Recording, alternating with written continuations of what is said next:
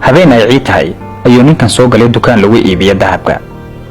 waxa uu heliyay xaaskiisa, waxaana gadaashiisa taagan hooyadii oo sida wiil yar oo u dhalay.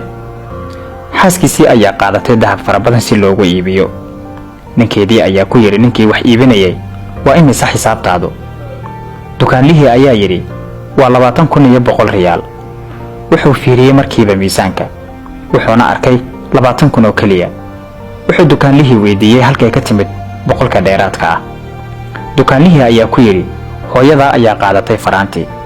kan faraantiga ayuu hooyadii ku yiri, wuxuuna u celiyay dukaanlihii, wuxuuna u raaciyay, cajuuso adoo kala ah ma ahan inay xirto dahab. hooyadii way oyday markii ay hadalkaasi maqashay, waxayna aaday banaanka. xaaskiisii ayaa ku tiri, maxaad samaysay? soo ma ogid inay ku soo xambaartay? waa hooyada oo weli jaariyad kuwa. kadib markuu iibiyay dahabkii ayuu soo aaday hooyadii oo gaariga saaran, wuxuuna ku yiri, hoo faraantiga haddaad rabto. hooyadii ayaa ku tiri, maya wallaahi ma rabo faraanti, waxaanse rabaa inaan u farxo sida xaaskaaga iyo dadka kale. waxaad se dishay rajadaydii ee allaha ku dhowro hooyo.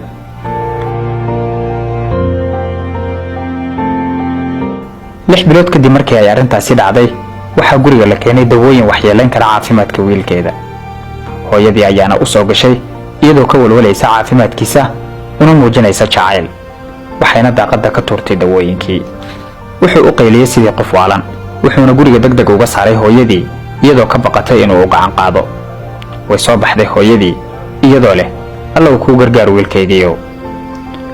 waxaa go'ay xiriirkii u dhaxeeyay wiilka iyo hooyadii in muddo ah.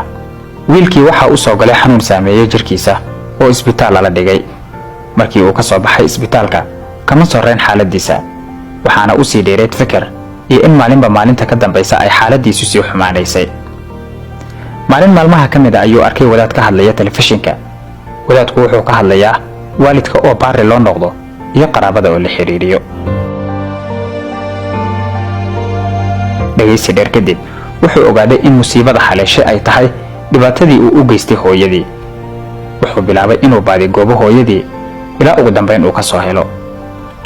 wuxuu ugu tagay guri burbursan oo aad u yar, waxayna cuntaa waxay dadku ku sadaqaystaan. wuxuu qabsaday lugaha hooyadii isagoo weliba aad u ooyayo ilaa ay ka cafisay. markii uu sameeyay baarinimadaas wuxuu ka caafimaaday xanuun oo dhan, waxaana u soo laabatay noloshiisii hore. wuxuuna hooyadii u hadiyeeyay hantidiisii oo dhan si ay uga raali noqoto una cafiso.